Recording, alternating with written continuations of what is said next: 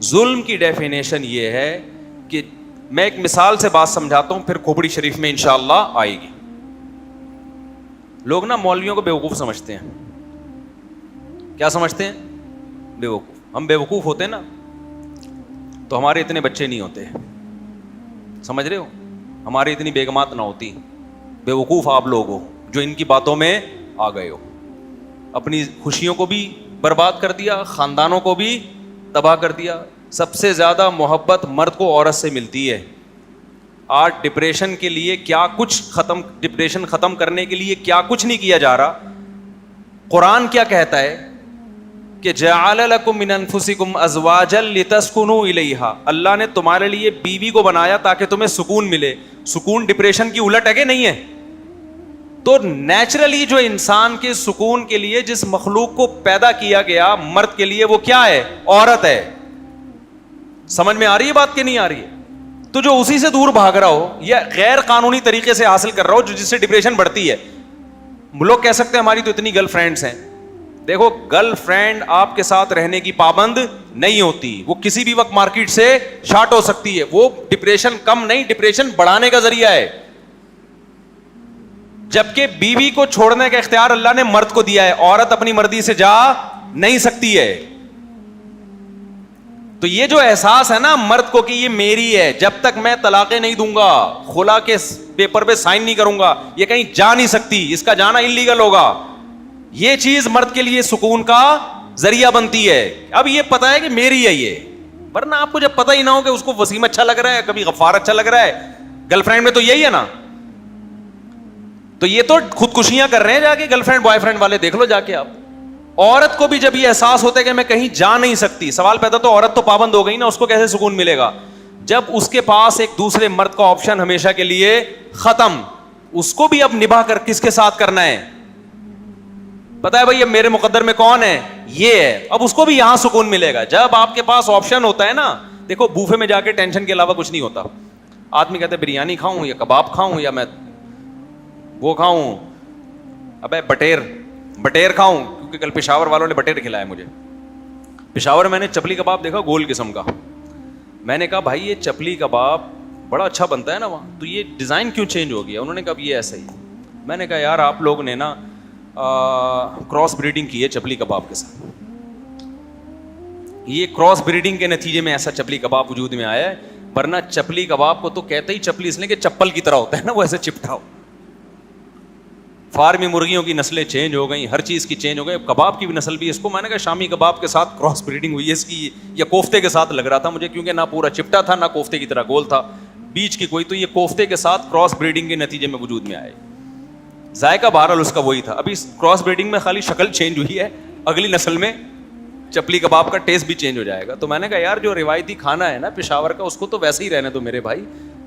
اس کو اگر cross breeding کر کے کوئی نئی چیز بنانی ہے تو اس کو نام کچھ اور دے دو نا. کیا خیال ہے بھائی؟ اچھا خیر, کہاں سے بات چل رہی تھی؟ ہاں, بوفے میں جاؤ تو ٹینشن کم نہیں ہوتی. تبھی بوفے میں لوگ کبھی کبھار جاتے ہیں ویسے ہی کہ دیکھیں کیا ہوتا ہے یا ٹرائی کر لیں. لیکن حقیقت یہ ہے کہ جب بھوک لگ رہی ہو اور ایک قسم کا کھانا آپ کے سامنے آ جائے اور وہ آپ کا مرغوب ہو, آپ کی مرضی کا ہو, تبھی بیگم اپنی مرضی کی ہو تو پھر سکون دے گی. اگر کسی نے لا کے پہنا دی ہے پھر تھوڑی, یا بعض دفعہ کوئی لا کے نہیں پہناتا, خود پہن جاتی ہے, وہ الو بنا لیتی ہے کوئی. بعض فیس بک پہ نا آج کل یہ بہت ہو رہا ہے. تو خیر, تو اس میں اللہ تعالیٰ نے ڈپریشن کا حل کس چیز میں رکھا ہے؟ نکاح میں رکھا ہے. آدم علیہ السلام جنت میں ٹینشن میں تھے, تو یہ لبرل لوگوں کے پاس, بیچاروں کے پاس یہ آپشن نہیں ہے. ان کمبختوں کی 35 40 سال پڑھائی لکھائی میں عمر گزر جاتی ہے. یہ تو ڈپریشن کے پورے کنستر ہیں میرے بھائی. سمجھ میں آ رہی ہے بات کی نہیں آ رہی؟ خدا نے جو ڈپریشن دور کرنے کے لیے بیوی کو پیدا کیا تھا, اس سے یہ دور رہتے ہیں. اور ڈپریشن بڑھانے والی چیزیں جس کو گرل فرینڈ کہا جاتا ہے, اس سے یہ انجوائے کرتے ہیں.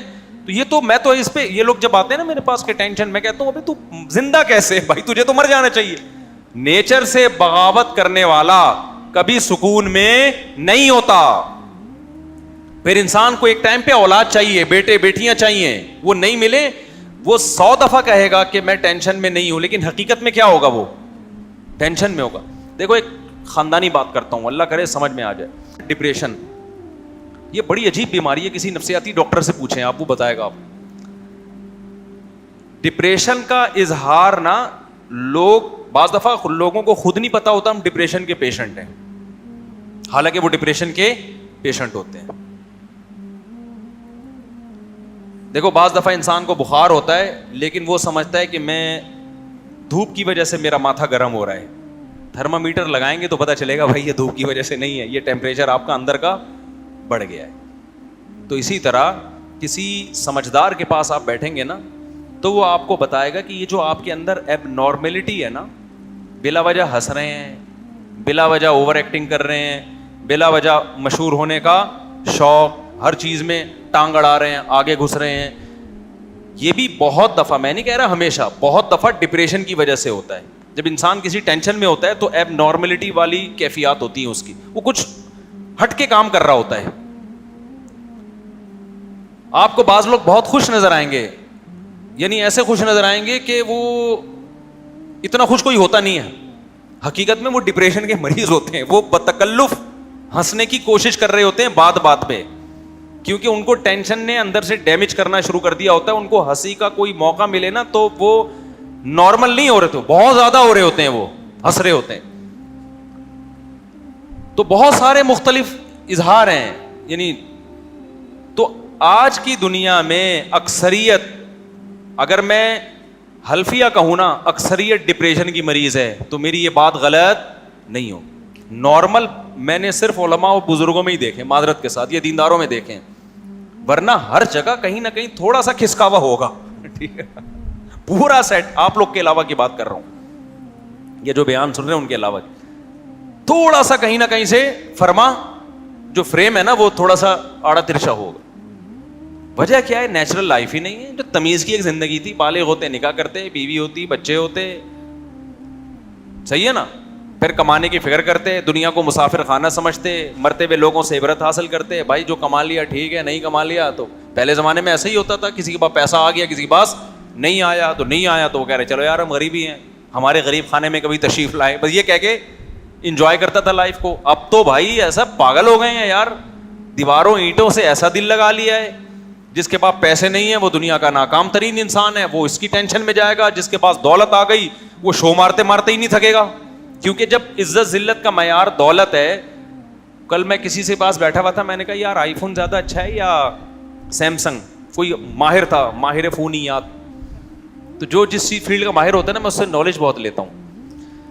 تو میں نے کہا یہ بڑے لوگ اس میں بڑا مناظرے ہوتے ہیں, جی آئی فون ہونا چاہیے, کوئی کہتا ہے وہ اس کی اپلیکیشن بڑی مشکل ہے, کوئی کہتا ہے نہیں سیمسنگ ہونا چاہیے وہ آسان ہے, کوئی کہتا ہے نہیں آئی فون ہے, کوئی کہتا ہے نہیں جی ششکیں ہیں بس, وغیرہ وغیرہ. تو وہ بندہ بیٹھا ہوا تھا, اس نے, پشاور کی بات کر رہا ہوں, اس نے مجھے بولا مصعب جو بھی آپ کو آئی فون والا نظر آئے گا نا جیب میں یوں کر کے نکالا ہوا ہوگا, یہی اس کی علامت ہے کہ یہ آئی فون والے سائی کی ہوتے ہیں. میں نہیں کہتا سارے سائی کی ہوتے ہیں, کہہ رہے ان کو پتہ ہے مشکل ہے, اس کی اپلیکیشن کیا ہے, بہت مشکل ہے, چیزیں آسانی سے ڈاؤن لوڈ نہیں ہوتی, ہر اپلیکیشن کی پیمنٹ دینی پڑتی ہے, وغیرہ وغیرہ. اور لیکن پھر بھی اتنے مہنگے مہنگے فون رکھ کے, اچھا جتنے وہاں آئی فون والے بیٹھے ہوئے تھے نا سب نے جیبوں سے باہر نکالا ہوا تھا, اور واقعی یہی اسٹائل تھا, آدھی آدھی جیبیں تھی اور 3 کیمرے جو ہوتے ہیں نا وہ نظر آ رہے تھے. میں نے یوں کر کے دیکھا, سیمسنگ والوں نے سب نے, میں نے بھی سیمسنگ نا یہاں جیب میں رکھا ہوا تھا اس کے کنارے.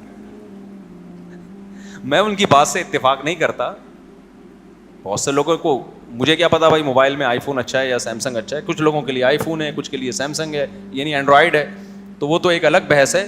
لیکن اتنی بات ضرور ہے کیونکہ آئی فون کی ایک مانگ ہے نا سوسائٹی میں, تو اکثر آپ کو آئی فون والے ڈپریشن کے بولو مریض نظر آئیں گے. ان کو یہ شوق ہوگا یہ دکھائیں جس سے میری سوسائٹی میں کیا ہو, عزت. اب آپ بتاؤ یار, تم جب عزت ذلت کا معیار ان چیزوں کو بناؤ گے نا, تھوڑی سی عزت ہو جائے گی, اس کے بعد